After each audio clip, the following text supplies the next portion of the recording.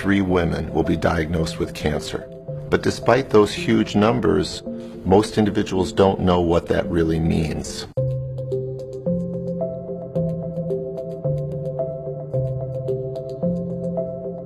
At the simplest level, cancer or cancer cells are cells that have lost the ability to follow the normal control that the body exerts on all cells. In our body, we have billions and billions of cells, and they have different functions. It's a very complicated process under incredibly phenomenal control.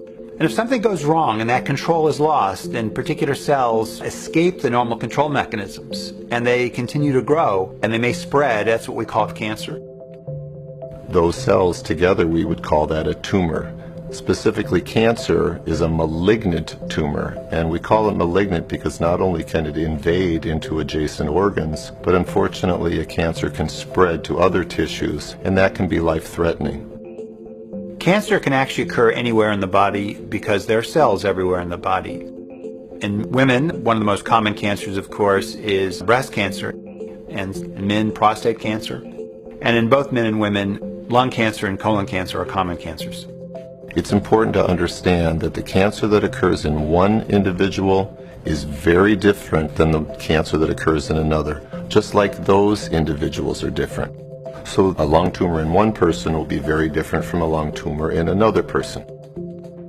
Once the diagnosis of cancer is made, of course, the next obvious question is, what do you do? There are several things that are really relevant. The stage of the cancer, which is information about where is the cancer. Do you say it's a particular kind of cancer? How much cancer is present? Has it spread? Is it in lymph nodes? Has it spread to other organs of the body? Cancer treatment actually is very complex. And part of the reason is because cancer is this constellation of over 200 different diseases. They have common characteristics, but they're all very different from each other. In addition to that, the cancer itself is not homogeneous. There may be 3 or 4 or 5 or 6 different slight variations in the cancer cells that are there. People ask, why? Why does my cancer not go away? It shrunk by 70%. What's wrong with the other 30%? Well, it's probably a different subtype of that cancer, which is going to require a different kind of treatment. There are 3 primary therapies for cancer: surgery, radiation, and chemotherapy. Surgery works by directly removing the tumor. The radiation therapy provides X-rays to kill individual cells, and the chemotherapy provides chemicals that can kill those individual cells, but they have side effects.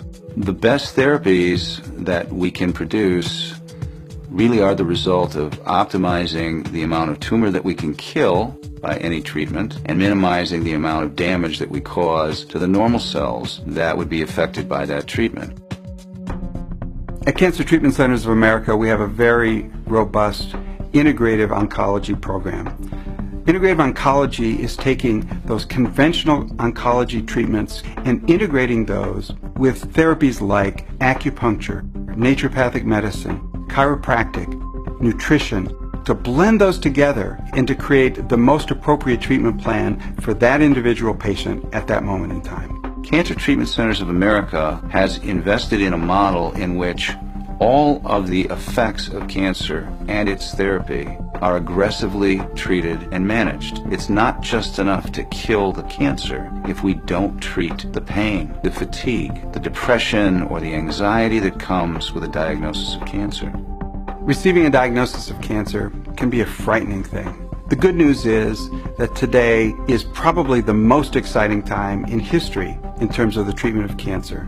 Options that didn't exist a few months ago certainly didn't exist a few years ago, like the ability to genomically profile a tumor and to take that individualized fingerprint of that cancer may direct us to tailor treatment in very specific ways.